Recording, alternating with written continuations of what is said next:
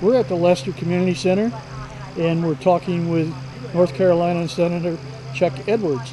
And I'm going to ask him a few questions today. What makes North Carolina better today than before you got elected? And how did you help North Carolina improve itself? Well, clearly the difference with North Carolina today from yesteryear is the economic policies that have allowed North Carolina to grow so much. While North Carolina was under Democrat control, we had a deficit of over $5 billion. Today, we're running surpluses year over year, and we've been able to put $2 billion aside for a rainy day fund because we know that ultimately there will be another recession. We're in much better shape for that. We've been able to take regulations off of business and allow them to do what they do best, which is to create jobs and offer opportunities for North Carolinians.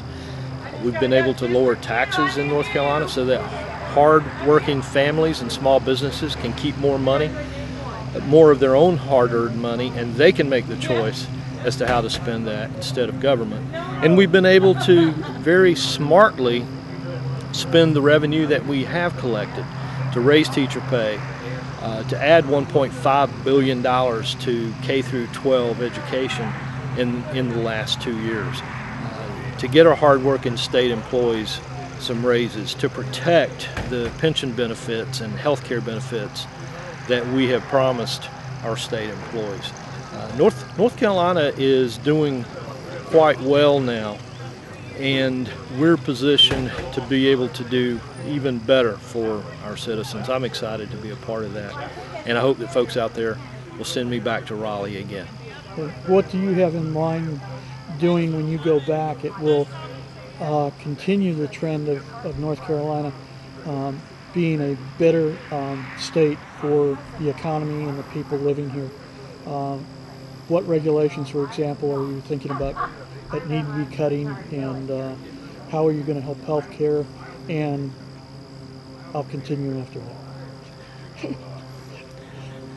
I would say the thing that you can look for next year is more of the same, to look for more of the regulations that small businesses are telling us are hampering their ability to create jobs. One of the big things that I believe is on our agenda in the next few years also is how do we close the skills gap? You know, for example, in the United States right now, there are 6 million jobs that are not filled.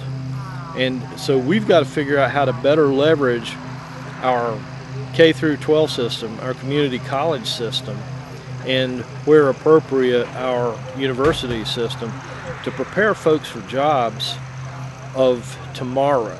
We've got a far different economy today, and I feel like we've been slow to catch up to the needs of today's employers.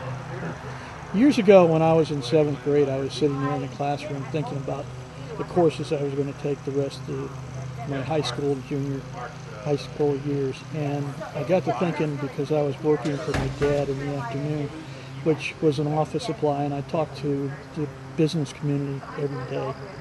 And what I noticed in my education way back when was that a lot of the courses I was taking wasn't going to help me after I graduated high school, basically. And I wrote a little plan that basically was half a day college-oriented courses, the other half a day mandatory vocational training, and not only teaching that vocation, whatever it may be, a dentist technician, electrician, or plumber, or whatever, but teach it as a business, kind of like the old guilds years ago where you had to work your way up to being a master. I've actually talked to Mark Johnson, who's superintendent of public instruction, and he agrees with me that we need more vocational training. What is the Senate and the House doing to implement that, to give our kids a sounder basis to help them when they graduate from high school to actually go out and perform a job or start a business? One of the things that I think that we've done that will have the best impact to help young folks decide what it is that they want to do is we've taken the Apprenticeship North Carolina program from the Department of Commerce, and we put that under the purview of the community college system. We're very amply funding our community college system. We got an additional $13 million appropriation in this most recent session for our community college system. And we also need to create better partnerships and more communication between employers and the educators so that the folks that are developing classes and curriculum have a far better understanding of where the employers are needing skills and what the jobs will be of the future. Mm-hmm. Have they got any plans about taking it down to 7th grade and putting a vocational training in there so that they don't have to continue after graduation into another school?